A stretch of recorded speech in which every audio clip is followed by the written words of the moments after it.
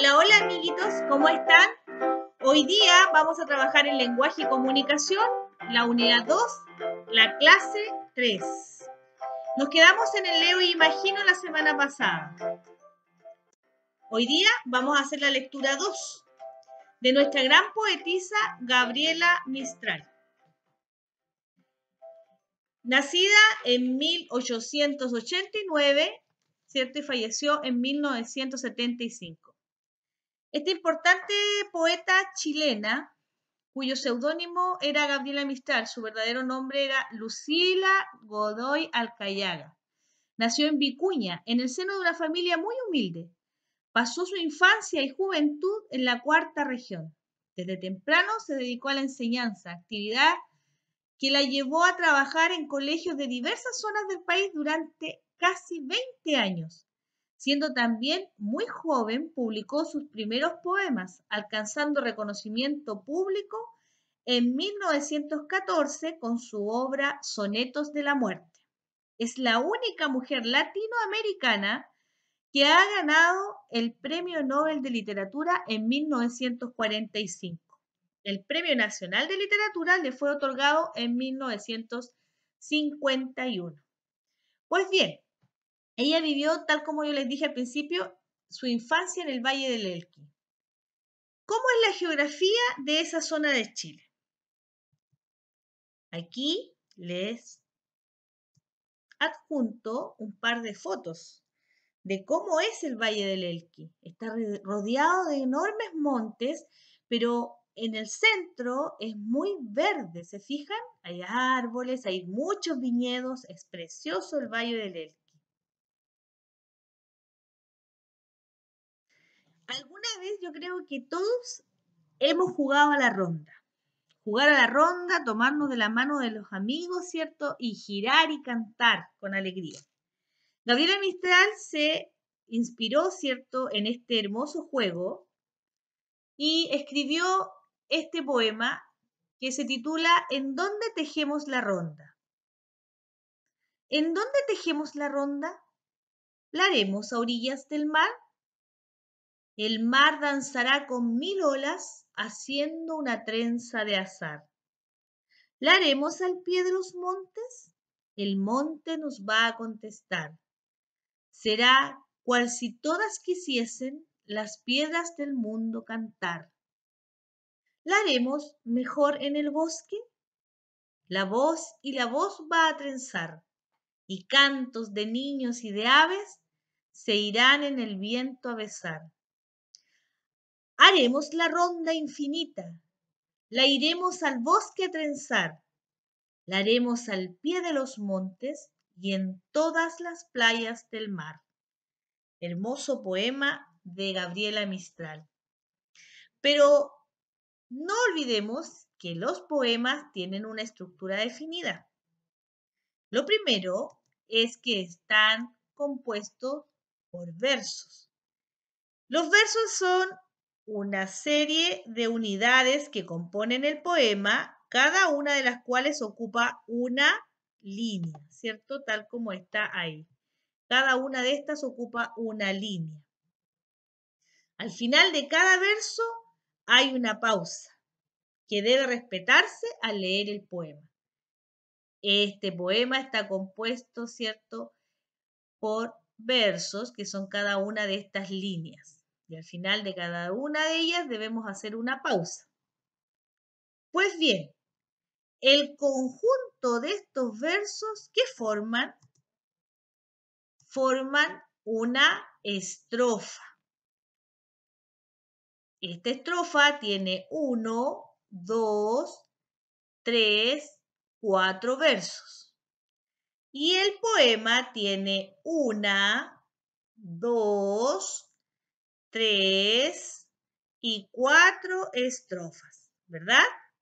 Eso no lo debemos olvidar porque es una estructura que tiene, es la forma que tiene el poema.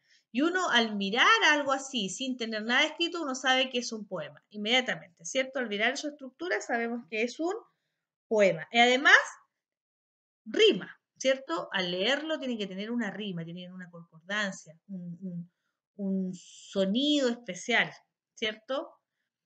Y se emplea, tal como lo hemos visto, voy a volver a reforzar, ¿cierto? El término, se emplea al escribir un poema lenguaje figurado, ya que es aquel por lo que una palabra, ¿cierto?, expresa una idea en términos de otra, o sea, apelando a la semejanza que puede ser real o imaginaria. Nos hace, a veces le da hasta un sentido de ser vivo, ¿cierto?, a las cosas que no tienen vida. O nos describen de cierta forma, como lo vimos en las clases anteriores, tus ojos son dos luceros que brillan al amanecer, ¿cierto? ¿Se acuerdan de eso? Le dan un sentido diferente a las palabras. No es el sentido literal, no es el significado literal, sino que es un lenguaje figurado, que puede tener más de una interpretación. Eso no lo debemos olvidar. Pues bien, aquí además encontramos dos palabras de vocabulario. Una es azar, que es una flor blanca, ¿cierto? Y trenzar, que es hacer una trenza. Y aquí dice, ¿cómo será una trenza de azar? ¿Cómo podría el mar hacer una trenza? Ahí tenemos una flor de azar, ¿cierto? Una flor blanca. ¿Cómo sería, cierto, una trenza de azar, una trenza de estas flores blancas? ¿Y cómo podría el mar hacer una trenza? ¿Se lo imaginan? Después tenemos, aquí nos plantean, después de leer En dónde tejemos la ronda, dice, nos invita a releer el verso, el monte nos va a contestar. El monte nos va a contestar. ¿Cómo podría responder el monte, chiquillos, a esta invitación? Yo creo, ¿cierto?, que el monte va a estar feliz que hagan la ronda ahí. A lo mejor le gustaría participar de esa ronda. Después dice, ¿por qué crees que en el poema se usa este tipo de expresiones? La expresión que busca comunicar una idea novedosa respecto del monte, atribuyéndole una característica humana. ¿Cuál? La de hablar, porque el monte nos va a contestar. Un monte, un cerro enorme, ¿nos podrá contestar algo? Le está atribuyendo el poema, ¿cierto? Tiene esta capacidad de atribuirle una cualidad humana, una característica humana. Luego, estas actividades, estas preguntas que están aquí, que no las tienen en su libro, ¿cierto? Estas preguntas son para que ustedes las respondan, las escriban y respondan en su cuaderno, por favor. Y yo las dividí en tres categorías. Una que es de comprensión literal, la otra que es de comprensión inferencial y una de comprensión global del texto. La de comprensión literal, tenemos 4 preguntas y cuando trabajamos la comprensión literal, nosotros leemos la pregunta, vamos al texto, buscamos la respuesta, la subrayamos, no olviden esa estrategia, subrayamos la respuesta y la escribimos en nuestro cuaderno. ¿Ya? La de comprensión inferencial me están preguntando a mí, dice la 5, según lo descrito en el texto, ¿cómo crees que se sentirá el monte si van a hacer la ronda ahí? ¿Cómo creen ustedes que se sentirá el monte, a este monte que se le están dando características humanas, si van los niños a hacer su ronda ahí? ¿Cómo se sentirá? Es una pregunta que tú debes responder. ¿Qué crees tú que pasará?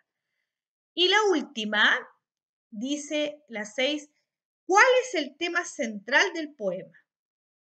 Y yo les voy a dejar aquí una pista, una muy buena pista. ¿Cuál creen ustedes que es el tema central del poema? Observen esos niños ahí.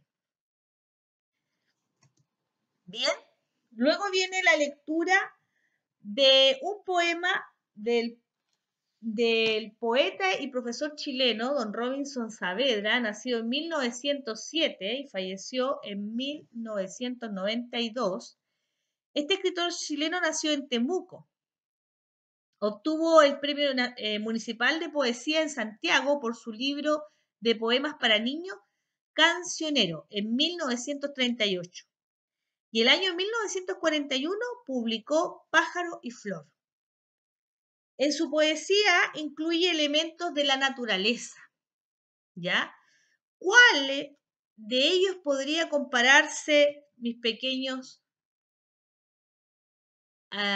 cuál de ellos podría compararse el volantín? ¿A qué elemento de la naturaleza creen ustedes que se puede comparar el volantín? Dice así, volantín, de Robinson Saavedra. Enredado en el cielo, picotea las nubes como un pájaro de luz. A veces es un pedazo de horizonte flameando, otras es una flor blanca colgada del cielo. Pájaro de papel, canta para las nubes una canción de tierra. Se iría a las estrellas si no fuera por el hilo. Él, que nació en esos jardines, conoce a ojos cerrados el camino. Pero es un velero anclado en el aire, volantín, dulce imagen de niño entre el cielo y la tierra. Y aquí tenemos dos palabras de vocabulario, en este lindo poema también. Moviéndose, flameando, perdón, que significa moviéndose en ondas con el viento. Fíjate ahí cómo ondea la colita del volantín. Ahí está flameando, ¿cierto? Anclado, que está sujeto por un ancla. Y si tú observas, su hilo está sujeto, ¿cierto? Como si estuviera anclado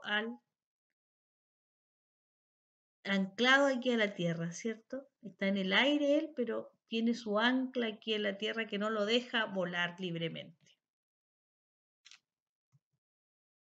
Dice aquí, ¿te imaginas este volantín?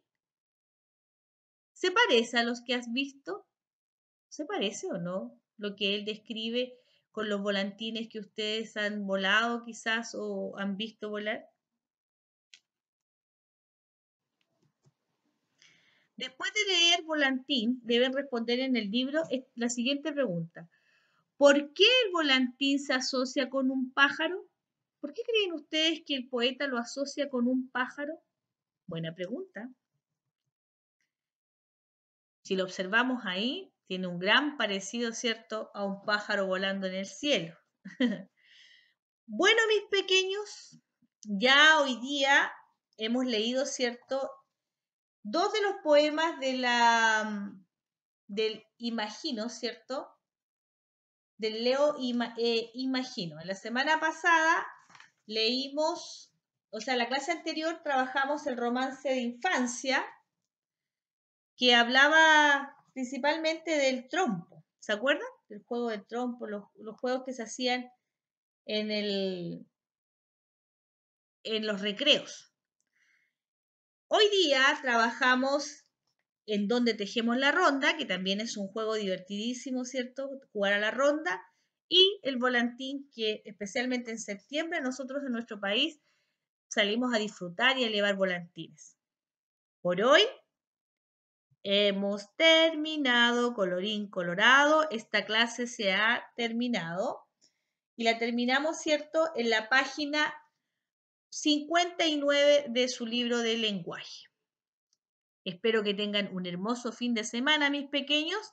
A descansar.